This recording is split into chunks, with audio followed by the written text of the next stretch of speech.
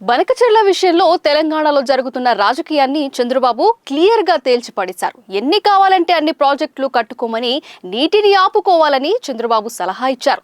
దిగువకు వచ్చే ప్రతి చుక్క తమదేనని ఆయన చెప్పకనే చెప్పారని అనుకోవాలి. గోదావరిపై పోలవరం మినహా ఏ ప్రాజెక్టుకు అనుమతి రాలేదని చంద్రబాబు స్పష్టం చేశారు. కాళేశ్వరం సహా గోదావరి మీద కట్టిన ఏ ప్రాజెక్టుకు తాను అభ్యంతరం చెప్పలేదన్నారు.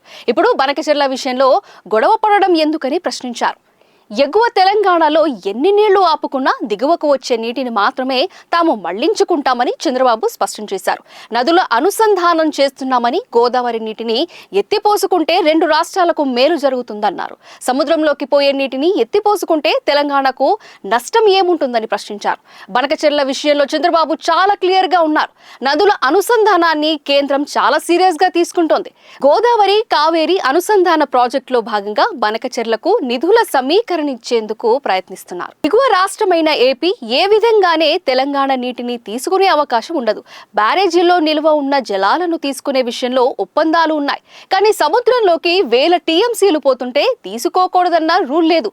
సముద్రంలోకి పోయే జలాలను ఏపీ ఖాతాలో వేసి మాట్లాడుతుంటారు. మరి ఆ నీటిని ఏపీ తరలించాలనుకుంటే నష్టమేంటో మాత్రం ఎవరూ చెప్పట్లేదు. మోకాలికి బోడిగుండుకు లెంకపెట్టి బనకచెర్లను వివాదం చేస్తున్నారు. ముఖ్యమంత్రి రేవంత్ కూడా కేంద్ర మంత్రిని కలిసి ఎలాంటి అనుమతి ఇవ్వొద్దని కోరారు.